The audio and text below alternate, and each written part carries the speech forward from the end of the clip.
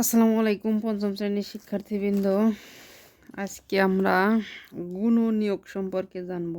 এই কয়দিন আমরা গণিতক সম্পর্কে জেনেছি এবং লসাগু নির্ণয়ের পদ্ধতি। আজকে আমরা গুণনীয়ক নির্ণয় করব এবং সাধারণ গুণনীয়ক কোনগুলো এবং গরিষ্ঠ সাধারণ গুণনীয়ক অর্থাৎ গসাগু সম্পর্কে জানব। গুণনীয়ক হচ্ছে কোনো সংখ্যা দিয়ে অর্থাৎ কোনো সংখ্যার গুণনীয়ক হলো সেই সংখ্যা যাদের দ্বারা ভাগ করলে কোনো ভাগশেষ থাকে না, এই সকল সংখ্যাকে বলা হয় গুণনীয়ক। যেমন উদাহরণস্বরূপ যদি আমরা বলি, যেমন 12 একটি সংখ্যা। 12 একটি সংখ্যা। এখন এই 12টাকে কি দিয়ে ভাগ করলে অবশিষ্ট থাকে না?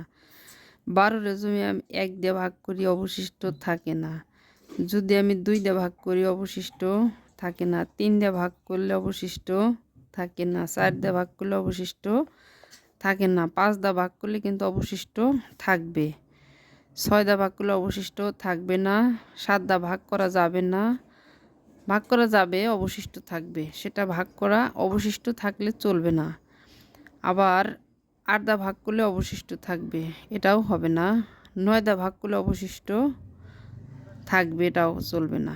12 দিয়ে ভাগ করলে অবশিষ্ট থাকবে না। অর্থাৎ এই যে 1 2 3 4 5 6 এই সংখ্যাগুলোই হচ্ছে 12 এর গুণনীয়ক। আমরা কিভাবে বুঝবো অবশিষ্ট থাকবে না? যেমন 12 যদি আমি 1 দিয়ে ভাগ করি তাহলে 12কে কয়বার যায়? এই যে 1 1-এর মধ্যে একবার যায়, 2 2 দুগুণে এই যে, অর্থাৎ অবশিষ্ট 0। এরকমভাবে আমি যদি এখন 5 দিয়ে 12 ভাগ করি তাহলে কিন্তু 5 দুগুণে 10, আমার অবশিষ্ট কত থাকে? 2।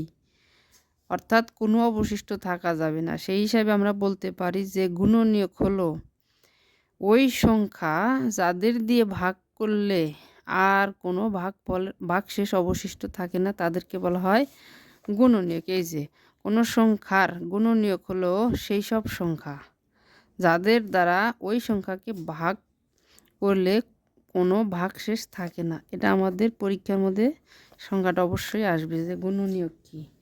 অর্থাৎ কোনো সংখ্যার গুণনীয়ক হলো সেই সংখ্যা যাদের দ্বারা ওই সংখ্যাকে ভাগ করলে আর কোনো ভাগশেষ অবশিষ্ট থাকে না।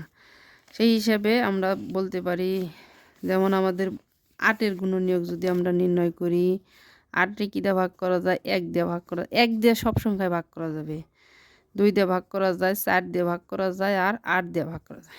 আর একটা মজার বিষয় আছে, এই সংখ্যার সাথে এই সংখ্যা গুণ করলে এইটা হবে, এই সংখ্যার সাথে এইটা গুণ করলে এটা হবে।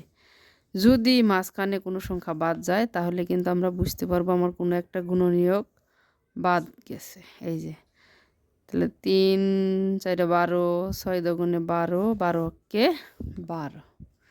এইভাবে আমরা গুণনীয়কগুলো নির্ণয় করতে পারি। এখন 19-এর গুণনীয়ক।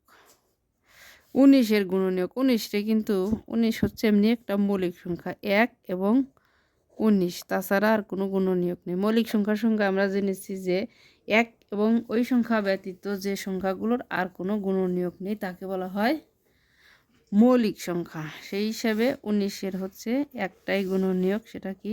1 এবং 19 নিজে। যাই হোক, আমরা অনেক কথাই বললাম। সেই হিসাবে আমরা গুণনীয়ক নির্ণয় করব। যেমন আমাদের বইয়ের মধ্যে এখানে দেওয়া আছে কত? 14।